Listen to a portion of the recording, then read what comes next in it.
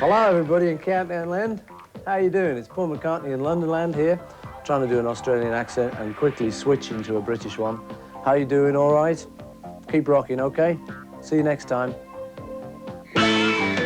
Hello everybody in Japan. It's a long time since I've been there on your TV screens, I suppose. Well, here we are in England. I'd like to say sorry about the mistake there and hope we can come back sometime and not disappoint you next time and have a good time. 今年1月16日、元ビートルズのポール・マッカートニーは彼のバンドウィングスを率いて日本公演にやってきた。ところがマリファナを持っていたため成田空港で逮捕され、そのまま関東信越地区麻薬取締官事務所へ連行され10日間の取り調べを受けた。 Paul McCartney and his wife Linda staged their Cannes conference to sell her animated movie and his new record album. But all the press wanted to hear about was when are the Beatles going to reunite? For the Beatles to reunite, the four of us would have to be very enthusiastic about it.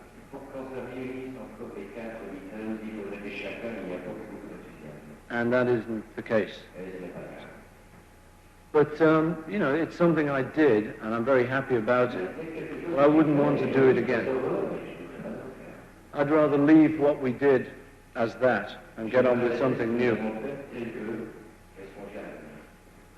Well, I think I do that type of music, you know. On the new album, I think there are some things that are reminiscent, but we're not really here to sell it. You wouldn't believe it. I mean, I think we're not really here to sell it.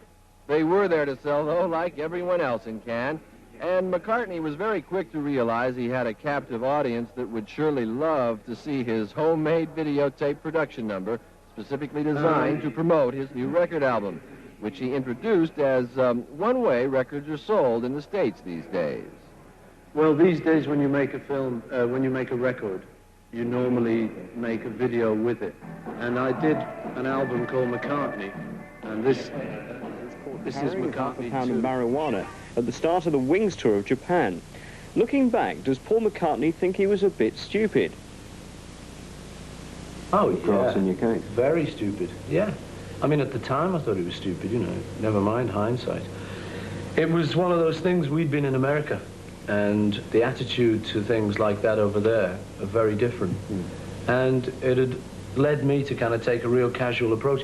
Now, most people, you know, going and doing that, if they wanted to take anything like that in, would give it to the roadies, you know, that's the common practice. But that kind of shows how just, I wasn't really even thinking about it, you know, I was just not bothered about it. I was taking my opinion of it instead of the legal opinion of it.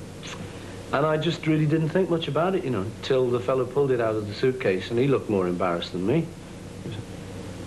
It was like he wanted to put it back in and forget the whole thing, you know, but there it was, you know. What thoughts went through your head when you realised it could be 7 years? The first thing you do is ask to see the British consul. You know, and you always think, he'll get me out, you know, he's going to be the lad. Well, he turned up, and he had a little flat hat on. He didn't look like a consul at all to me. I expected our man in Havana or something, you know. And he kind of said, well, Paul, he said, it could be 7 years, you know. He said, there's a fella in here with a lot less than you had, and he's been in 3 months already. He said, so you could have 7 years hard labour to look forward to. I go, what? And my jaw dropped. You're worried about how long it's going to last and stuff. You're not really worried about just the immediate conditions, because it's not bridge on the River Kwai, you know. You're not just stuck in a little, it's not that bad. So the immediate worry during the time was like what was going to happen to Linda and the kids and how long was I going to be there. And those are the